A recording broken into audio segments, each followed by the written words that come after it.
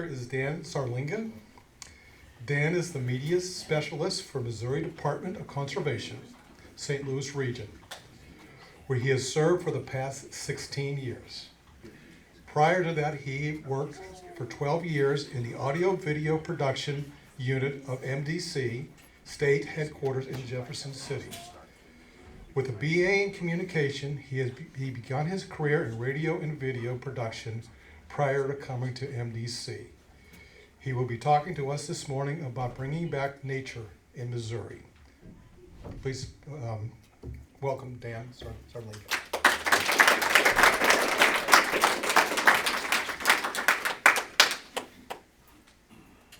Thank you, Bill, and thank you all for having me today. Very much appreciated. Julian Lennon's going to be a hard act to follow, so I will do my best. Don't worry, I'm not going to try to sing because that would not be good. But anyway, appreciate you all having me here today, and I know our theme is Earth Day and talking about, doing things for Earth and the planet and the environment. And so I work for, as Bill mentioned, the Missouri Department of Conservation, and one of the things that we do is manage fish forest and wildlife resources for the state of Missouri. We are a state agency. And part of that charge is also protecting and in some cases bringing back some of those species that are imperiled or endangered. So that's one of the things I want to talk about today, basically. So let's see if everything's going to work here properly. We apologize for the technical things we had earlier. May have to ask you to advance the slide too. All right, thank you so much. So one of kind of the heroes of conservation is a man named Aldo Leopold. He was a visionary conservationist, and one of his famous quotes is, to keep every cog and wheel is the first precaution of intelligent tinkering. And I find that to be very insightful comment, and hopefully we'll kind of talk about that a little bit later. So if you want to go ahead and advance the slide again. And so I want to talk a little bit about the history of natural resources here in the state of Missouri, and some of us may not be familiar with all this. But there was a time in the late 20th century, or the early 20th century, in the late 19th century, where we had a very bad situation for natural resources in the state. Forests had been logged out to create railroads for trains going to the west. Wildlife populations were decimated due to habitat destruction and unrestrained and unlimited market hunting. And scientific methods and disciplines for managing natural resources had not yet been developed. So it was kind of a dark ages. And so a lot of our natural resources were also being regulated by basically politics and cronyism. It wasn't really what was best for the environment or for the resource. It was whoever paid the most money or wanted their own personal gains advanced. So that's kind of how the state of natural resources were in the early 20th century. So if you want to go ahead and advance that. So here's a couple of examples of where basically there was unlimited, unrestrained hunting. It was not regulated in a sustainable way. In fact, it wasn't even regulated at all. So that was the state that we were in for a while there. If you want to go ahead and advance. So then there came a period in the early 20th century where hunters and anglers began to realize something's going wrong here. We're not seeing the fish, we're not seeing the wildlife. There's a real big problem emerging here. And they were among the first to notice this and speak out about it. And so this national awareness began to grow that there's something wrong here and we need to do something about this. And then people started taking action. And the idea of managing the natural resources in a scientific way based on data and discipline was born, basically, because before that, no one had any concept of that. So there's a huge conservation movement that emerged at this time, and greats like Theodore Roosevelt and Aldo Leopold, who we mentioned, were some of the folks that were driving this during this period. And the movement took especially strong hold in Missouri, fortunately. So if you want to go ahead and advance. So this basically led to the formation of the Department of Conservation. You can go ahead and advance. I'm trying. Oh, sorry. It was not cooperating with me. Oh, okay. Sorry about that. So anyway, this is when the movement began that we knew something had to be done. So one of the results of this was a nationwide movement, but in Missouri it was particularly strong. And this is what resulted in the development of the Missouri Department of Conservation. And so what that resulted in was they needed to remove the management of fish and wildlife out of politics and make it non-political. So the department was created on the basis that we have a 4-member commission that's a bipartisan commission, and there has to be 2 Republicans and 2 Democrats on there, and they serve staggered 6-year terms. The governors appoint these commissioners, and the governor, regardless of the governor's political party, when the commissioner leaves the commission, they have to assign the same political party that the former commissioner was. So we have a balanced commission, and then the commission oversees and approves the Wildlife Code of Missouri, which dictates how people can hunt and fish. It's not, and we're isolated from a changing administration that way, so we can continue our work consistently. And this was an example of when this is done with a constitutional amendment to the Missouri Constitution, and that's when this came about in 1936, is when Missourians voted on this, and it became active in 1937, and that was the beginning of the Department of Conservation. If you want to go ahead and advance.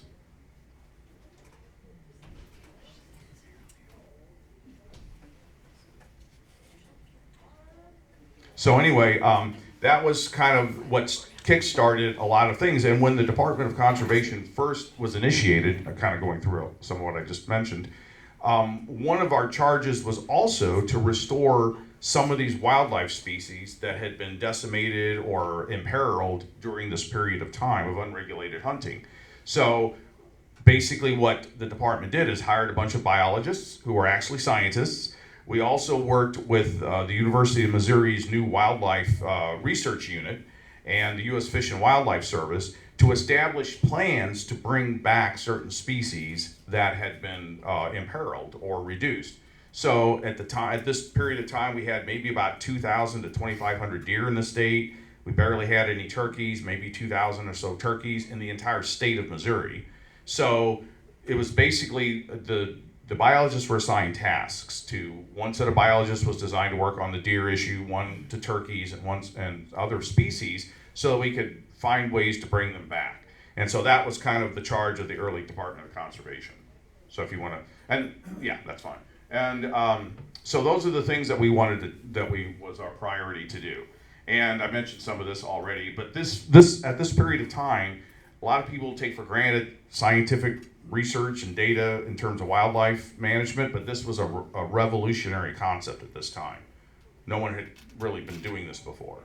And if you want to go ahead and advance, that's fine.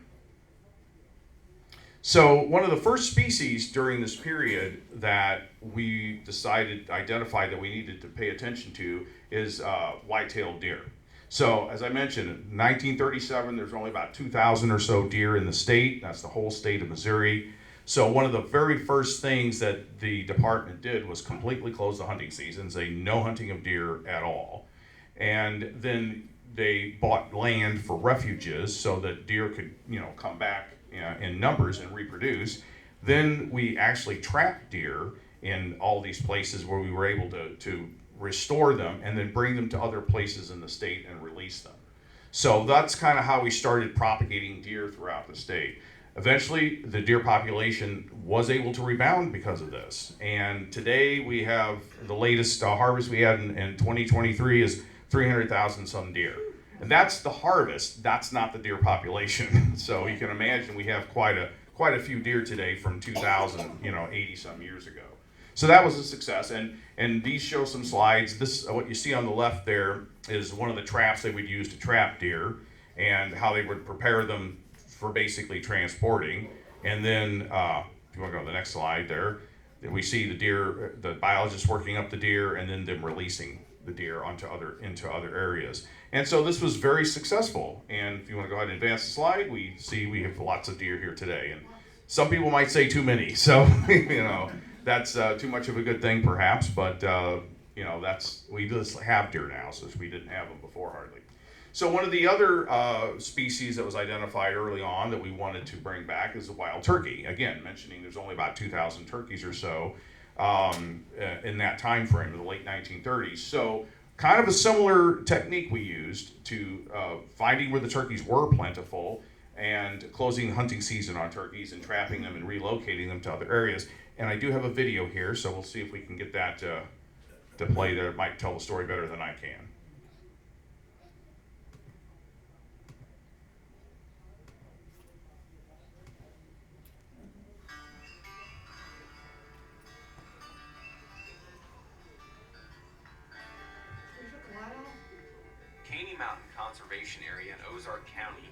special place in our conservation history.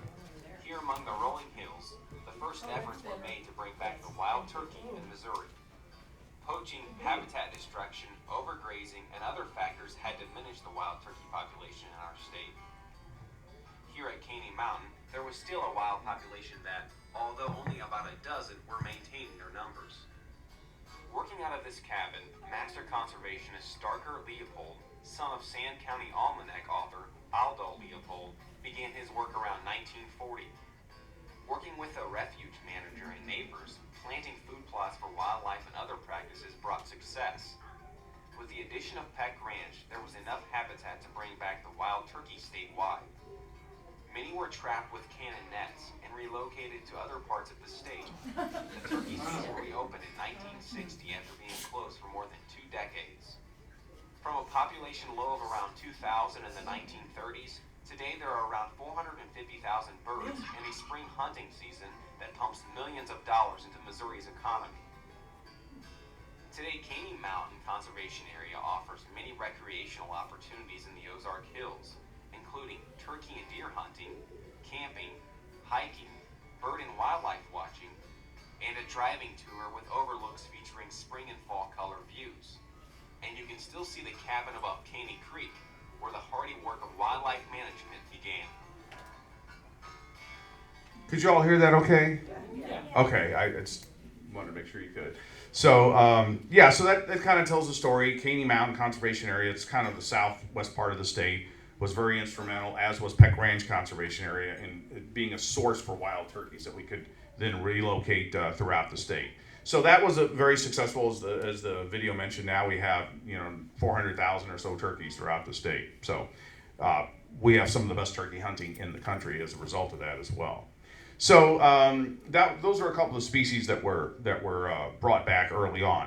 So everything was going pretty good for several decades, and there were other species reintroductions as well. But as we got to the 1970s, we all know what happened then is inflation and all that kind of stuff. So it became harder and harder to do this kind of work based simply on the funds we were getting from permit sales for fishing and hunting. So one of our visionary directors at the time, Carl Noren, thought of an idea that maybe we could create a tax that would be, again, voted into the Missouri Constitution, that would be 1/8 of 1 cent that would go directly to conservation.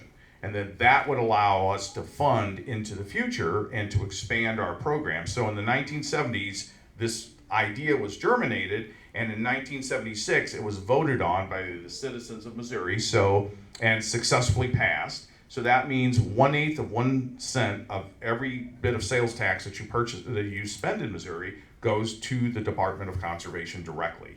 And that's earmarked just for conservation and not anything else. And this was passed in 1976, creating the Design for Conservation, and that's what it was called at the time. So again, just some historic ads and stuff for that. If you want to go ahead and advance that. And so once this was passed, this enabled a number of things. It enabled us to acquire additional land to protect and propagate wildlife. It expanded our resource management beyond just simply game species and allowed us to look at a more of a holistic approach to wildlife management. It's not just deer, it's not just turkey, but it's also wildflowers and pollinators that make food for the turkeys and the deer and everything else. And it also expanded to amphibians and reptiles and various other things, so more of a holistic approach to things. We also were able to add more facilities like river accesses. And a real important part of it was public education. We were able to expand our public education quite a bit and create places like nature centers and other things that the public could learn and appreciate more about nature and wildlife. So another species that we worked on bringing back too, and this is now we're going to like the 1980s, was the river otter. Now the river otter is a apex predator in an aquatic system, and the health of your apex predators tells you a lot about the quality of the ecosystem. If you don't have a quality ecosystem with a good food chain, you can't support high-end apex predators. And so we were having a problem with that here in the state as things expanded. We had a lot of compromised resources there. Wetlands were drained. We had channelized streams and various things that kind of degraded the habitat for our otters. And by 1980, there were only a few in the state. So we identified the river otter as another species that we wanted to bring back.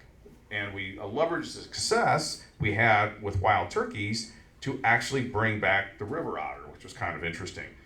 You can go ahead and advance. What it turned out, the state of Kentucky also wanted to repopulate their turkey populations, but they needed a source of turkeys. So they looked to Missouri for that source. And in order to get the turkeys from us, we made an arrangement with the state of Kentucky whereby they were able to acquire a source of otters from Louisiana. And then they traded the Louisiana river otters for Missouri turkeys.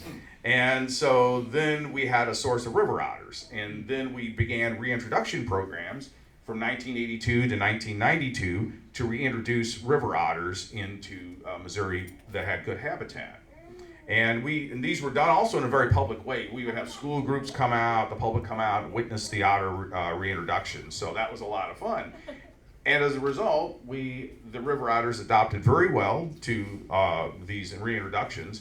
And within a decade, the number of river otters from the original 850 some or 845 that we reintroduced grew to tenfold to over 8,000. So we've got a really good, robust population of river otters now. If you want to go ahead and advance, this shows them transferring the river otters from their crates into the cages they would use for their releases. If you want to go ahead again. So then this is them working up the river otters, getting them ready for their new homes. And if you want to go ahead and advance again, this is them preparing to release. You see the otters in the cages there, and they have some members of the public there. And then if you want to advance them again, this is after release. They're out happy in their new home. Advance again if you'd like. And then there's just a couple of close-ups. Another one, them playing. And then I guess they're pretty happy to be out in their new home, it looks like. So that all had a happy ending there. But so that was another successful reintroduction. And then a little bit more modern times, moving forward to the 2000s, another species that was present in Missouri indigenously but had been wiped out basically was the elk. And so in the early 2000s and 2010s, right in there, we began a program to reintroduce elk into the state too. First step was to groom the habitat for them. We identified an elk restoration zone, which is in Shannon, Reynolds, and Carter County in the Deep Ozarks. And we began a lot of work on our land to make it suitable for elk before we reintroduced them. And so we have another video here that talks about that story a little bit too. You can play that.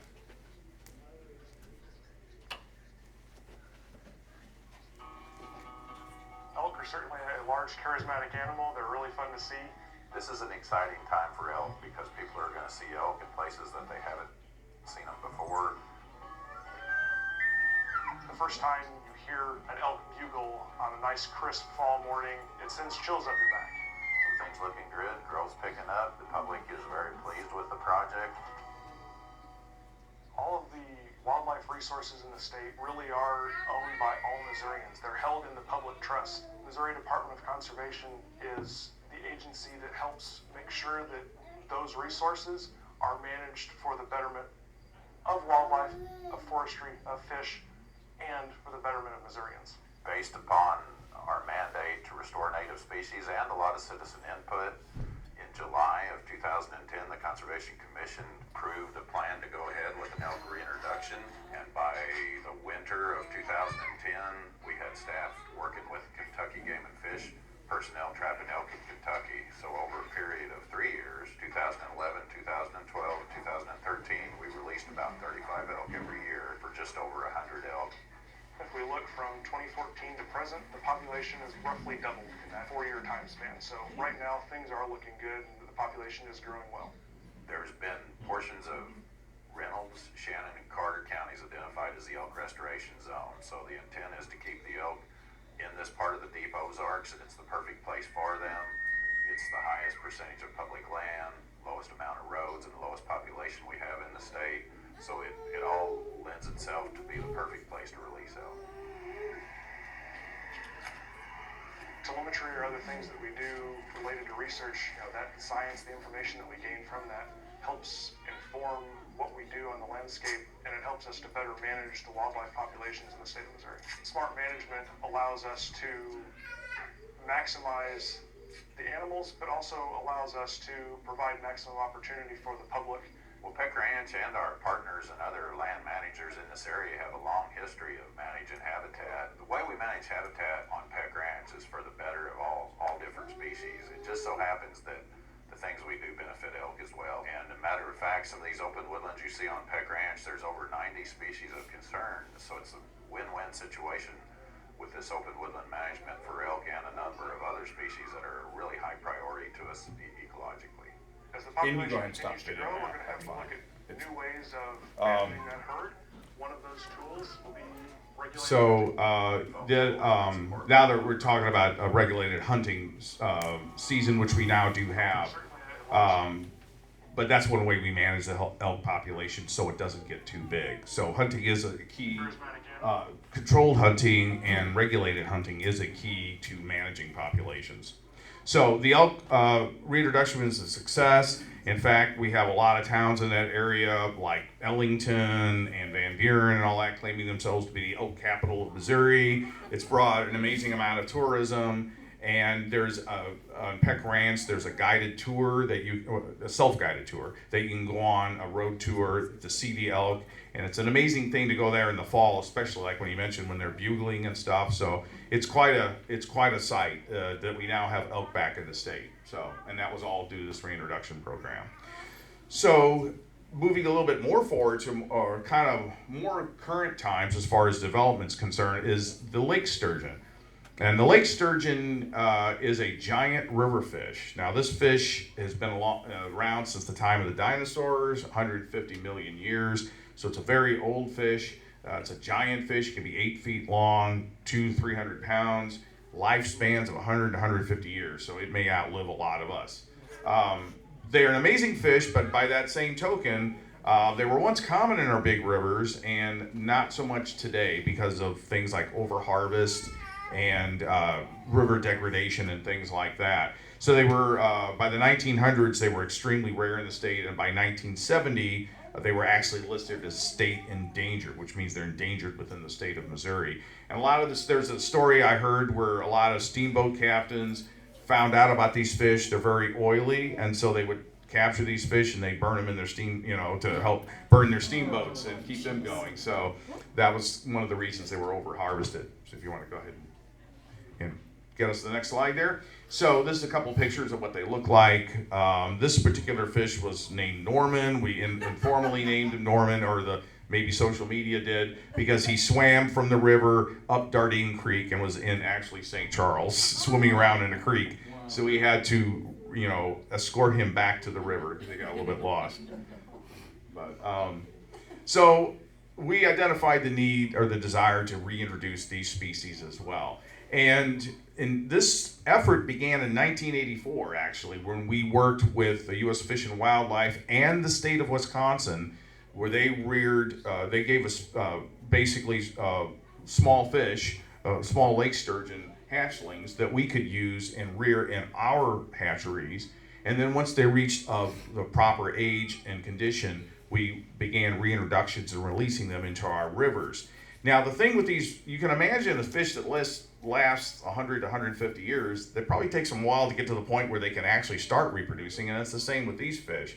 It takes about 30 years for them to reach sexual maturity and reproductive age. So this is definitely a long-term thing, and this is one of the reasons why we talked a little bit about the structure of the Conservation Department being isolated from changing administrations. And one of the reasons they identified it back then as being important to set things up that way is because a lot of these things that we're doing take 10 and 50 or 100 years to really do and bring to fruition. And that's hard to do if you've got a changing administration every 4 years and making different priorities. So we're isolated from that kind of change, we can conduct things programs that last 30, 40, 50 years, which is necessary for forests and long-lived fish like this.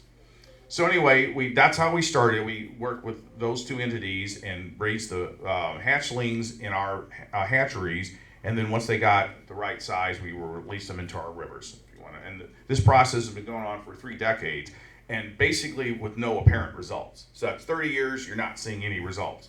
Well, all of a sudden, 2015, we began to see some results. And those results were indications of spawning activity near the Mel Price Lock and Dam at Maple Island Access in St. Charles, actually. So that was the first indication that these fish were now reproducing, and which was our goal to get, so we don't have to keep stocking them, we want them to reproduce on their own. And that was a very big milestone for us to see. Then, weird thing, 7 years went by, no more spawning activity. And we were kind of confused at what would happen there. Why did they spawn that year? And I haven't seen them in 7 years spawning. So what we began to do is work with the Army Corps of Engineers, because these fish were spawning below the Mel Price Lock and Dam. So we basically worked with them and their team to review hydrology data from the year that they spawned, and water flow data and water levels. And so the idea is, well, if we can recreate those water flow levels and that same type of dynamic, maybe the fish would spawn again. So that's exactly what we did. We worked with U.S. Corps of Engineers. They modified those flow levels at the same time of year to try to recreate the conditions. And lo and behold, we saw spawning activity again in 2022 for the first time in 7 years. We maintained that same thing, and we saw spawning again in 2023. Maintained it again, saw spawning in 2024. So we've got 3 years now of consistent spawning. In fact, they're spawning right now. We just saw the indication of that within the last week. So they spawn in mid-April usually. So we have now 3 years of spawning activity. If you want to go ahead and advance. So this is a little, that you should be able to have a little play thing there on the side of this is some video of them spawning. Yeah, they'll take them right there. So what they do when they spawn, the females lay eggs on these rocks along the shoreline, and then the males come and they do this activity, spawning activity, to release milk onto the eggs to fertilize the eggs. So that's what we're seeing here. It's just a short video clip, and you can advance it now. And so what you have down there on the left is one of the males actually getting up on the rocks, so sometimes they can get pretty wild in their activity. And then in the middle, you have one of the eggs. That big fish lays that tiny egg, millions of those tiny eggs. And then what you see on the right, one of the ways we manage the fish is we do have to capture some of them and implant them with acoustic transmitters. And then we were able, through microphones, either on boats or through microphones planted in the water, to monitor their movements. And these fish can move hundreds and thousands of miles through the Mississippi and Missouri river systems.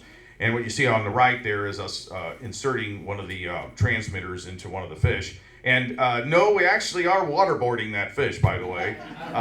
But unlike humans, it's the fish like that. And that's one of the things that helps the water flowing through its gills, helps keep it calm. So, in fact, if we weren't doing that, I guess we'd be technically airboarding the fish.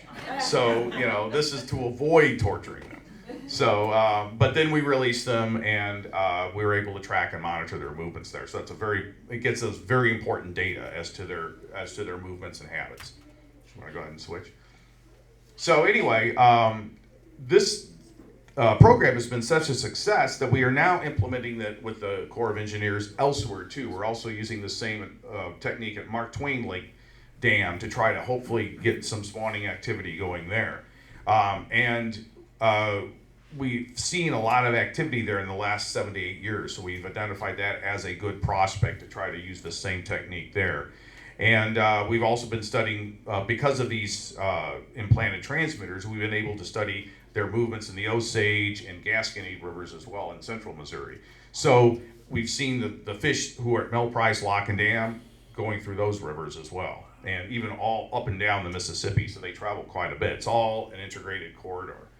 So we're looking at doing the same type of things in the future so that maybe we can actually get eggs from the wild and raise them in our hatcheries and then further bolster their populations.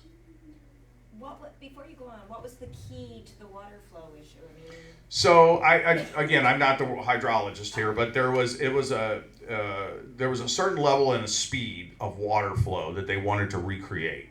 So it's a level and a flow, both. And that's the speed. So they basically looked at the data from 2015, and they saw what was the condition, what were we doing with the dam in 2015, and then they recreated those same parameters in 22, and that's when the fish were spawning again. So, Thank you. sure.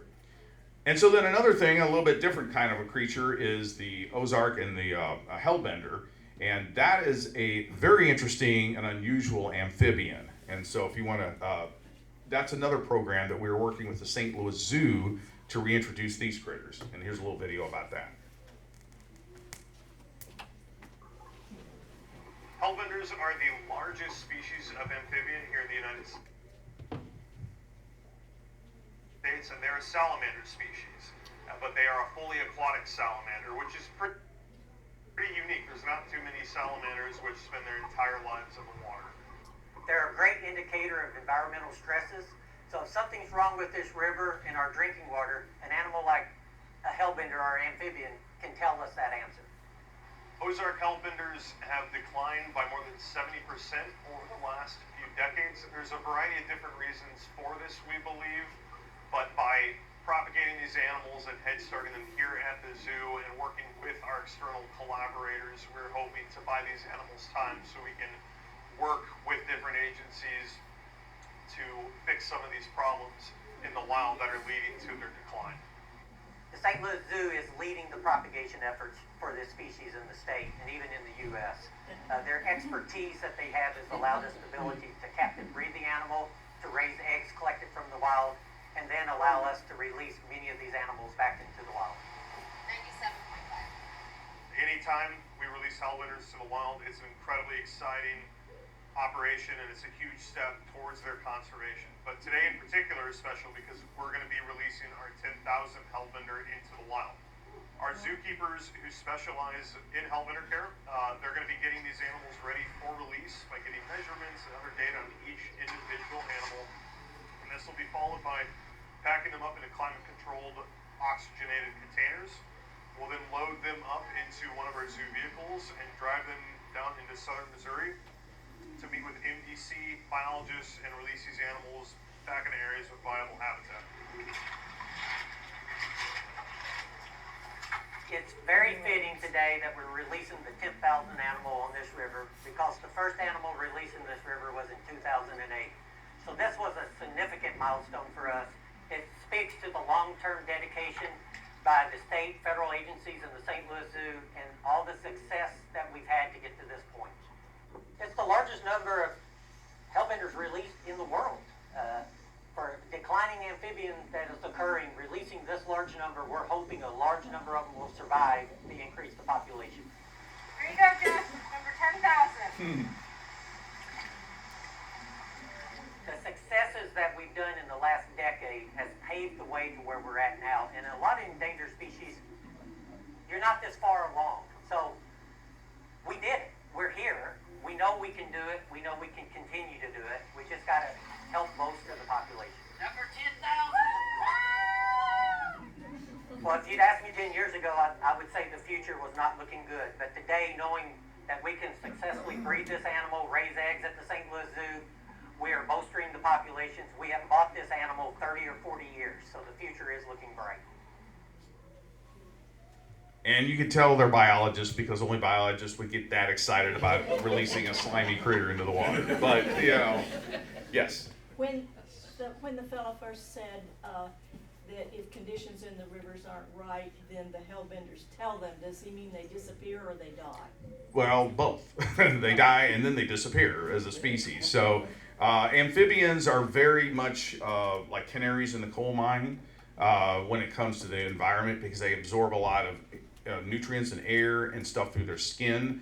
And so they're very sensitive to pollutants and things like that. So again, that's a Hellbender program, is a work in progress, a cooperation with the St. Louis Zoo, and as he said, it's looking pretty bright for them now. Then some other things that we are currently working on for the future and in progress. The American burying beetle is another collaboration with the St. Louis Zoo where they are raising the beetles and then we are releasing them into suitable habitat, which tends to be prairie areas in southwest Missouri. these critters are interesting because when they reintroduce them, they feed on dead things. So they have to dig a hole, reintroduce the beetle, and put a dead quail in there so that they can reproduce, and then their young can feed on the quail. So the other animals, the ruffed grouse, we've been trapping them in Wisconsin, bringing them to Missouri, and releasing them in woodlands in central Missouri to help bolster those populations. If you want to go ahead and advance. And then some other ones, the prairie chicken, those we are trapping in the state of Kansas and reintroducing into prairie areas in southwest Missouri to help bolster those populations. And then the latest one is the brown-headed nuthatch, and that's a bird that lives in pine forests. And a lot of folks may not realize that the Ozarks pre-human settlement were mostly pines. It was mostly a pine forest. And then in the late 1800s, early 1900s, a lot of those pines were cut down to make railroad ties. And then what's grown back has been a lot of oak hickory. So one of the things we've been doing is reintroducing pines into the southern Ozarks in our lands there. And since we have reintroduced those pines, pine-loving species like the brown-headed nuthatch can now live there again. So we've been releasing some of those and reintroducing those as well. I want to go ahead and advance. So a lot of people ask, well, why bother with all this? You know, who cares about a slimy salamander or a bird in a tree? And the thing is, we go back to that quote from Aldo Leopold, is intelligent tinkering means keeping all the cogs and wheels. And so we're trying to save as many as these cogs and wheels as we can, because it's all an integrated system, and you never know what could be really important down the road. So again, you want to make sure you keep all your parts and don't throw any of them away. So that's why that we do these things. So that's all I have. Yes. Has there been any thought to reintroducing beaver and/or predators like wolves to Missouri? So yes, I believe they have done some beaver reintroductions in the past. As to the predators, that's complicated. So we are not making any steps to actively reintroduce wolves or mountain lions. Now, in the case of mountain lions, there does seem to be pre-colonization happening. So we have had an uptick in mountain lion sightings. A lot of that's technology because there's more cameras, but a lot of it is because there are more mountain lions moving through the state. We don't have any evidence of reproducing populations, but we are seeing more and more of them. And the ones we have been able to collect genetics from, if we had a carcass or some hair samples or whatever, have mainly been from South Dakota Black Hills and places like Wyoming, and that they're moving through here. And that's not unusual because male mountain lions can move 1,000 miles. So it's definitely, we're seeing that come in, but we suspect we may eventually see some reproduction going on in the state. But we are not preventing that, but we are not actively doing it either. We're just letting nature take its course there. Yes. Oh, I'm sorry. Did you have something else? Same with black bears? Yes. So black bears, we are not reintroducing black bears, but they are recolonizing on their own. So the state of Arkansas did do a reintroduction program in the 1950s, where they got a lot of bears from Manitoba and released them into Arkansas. And a lot of those bears now have been moving into Missouri and repopulating Missouri. So now we have a pretty robust bear population. Interesting thing though, we did undergo a bear study to try to get more information, and we did a genetic study. We captured bears, got genetics from them. And what was interesting, we thought the bears were completely extirpated, which means essentially extinct from a state, from Missouri. We thought they were completely gone. But our genetic studies have revealed that we found a lot of the genetics from the Manitoba bears, but we also found genetics from a different set of bears that were not from the Arkansas reintroduction. So again, that raises speculation if we maybe did have a resident bear population here we didn't know about. Again, that could be other explanations for that, but that's just a possibility. Yes? I don't think I've ever seen a river otter. What part of the state do they live in? All over the state. Basically anywhere where there's a wetland or a river or lakes. And yeah, anywhere where there's aquatic habitat, they like to eat fish. So there will be some in St. Louis? Oh yeah, there will be some, if you go into the right areas, you'll find them. Oh, we have them in our backyard. Do you? Where do you live? Lake St. Louis. Yeah, so that's not a surprise. In fact, we do get the complaints because sometimes otters will come in and eat a bunch of fish out of someone's pond, and they won't be too happy about that. So yes, there's some of these reintroductions we introduced. I didn't go into, but we introduced Canada geese too, which were almost gone from the state, and now you see them everywhere. So to some people's annoyance. Yes. I'm sorry. I think someone else. Yes. Dear, I'm just curious what your role is with the department. So my role is none of this. I don't do any of this. I don't take any credit for any of that. So my official title is media specialist. I do public relations, communications, PR type stuff, and media stuff. So they'll do all the work, and I just talk about it. So yeah. Yes, ma'am. Does Missouri still have a problem with Asian carp? Yes, we do. Yeah. We do. Yes, big problem. Okay. So that's a whole different topic for another day. But yes, invasive species, things that are introduced here that we don't want introduced here, happen all the time. And so we do have problems with Asian carp.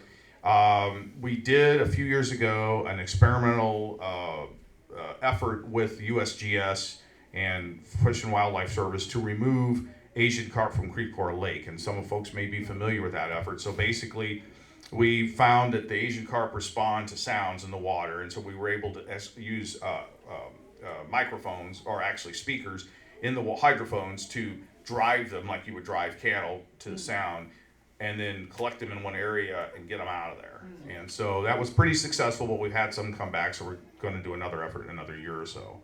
So, yes? I've been seeing a lot of armadillos. Mm-hmm. Are they native to Missouri, or I never saw them when I was a kid, and I've been seeing more and more. I've seen them as far north as Kansas City. Yeah. Actually, I saw one in Iowa. Yeah. No, they're not native to Missouri, but they are recolonizing on their own, probably due to temperature changes, due to global temperature change. They're able to survive farther and farther north now than they used to be able to. They eat insects and they don't hibernate, so they have to have access to insects 365 days a year. So in areas where the soil freezes too much and they can't dig, they can't last there. So what that's telling us is the soil temperatures aren't as cold as they used to be farther north, and they can get access to food. And they're Who are the predators? Who are the armadillos' predators? I'm not sure if they cars. That's probably the biggest predator, yeah, as it is to a lot of wildlife, like turtles and such. I think we have time for one more. Okay, sure. You touched on deer. What's the right number? They're wreaking havoc in rural areas. Rising up. So we determined that by population per square mile, and in a lot of parts of St. Louis County, we have way more than we would ideally like to have. And then in other areas, we're able to manage them with hunting. So hunting is a crucial management tool to keep populations from getting too big. And so we can do that pretty well in the rural areas, but we have a challenge in the urban areas because you can't have people firing guns everywhere. So we're kind of limited to just archery hunting, and archery hunting is more challenging than gun hunting, and fewer people do it. And even those archery hunters have to observe a lot of restrictions as far as when they can do it. So what we are doing, we're working with a lot of municipalities for them to enact archery hunting, because we set the statewide hunting limits. But individual municipalities and counties can be more restrictive if they want. They can't do more liberal, but they can be more restrictive. And so, for example, we have statewide firearm season, but St. Louis County can say, nope, sorry, you can't use firearms here, so you can't hunt with firearms. It's the same thing with archery hunting. So we have to work with municipalities so they will enable archery hunting to help, control the deer population. But even so, it's still an uphill battle to some degree, because you can only take so many deer in an area. So it's always going to be a challenge in that regard. But that's how we're working through it, by working with local municipalities. Well, thank you, Dan. All right, guys, thank you so much for having me. Hope I didn't get bored or anything, but thank you so much.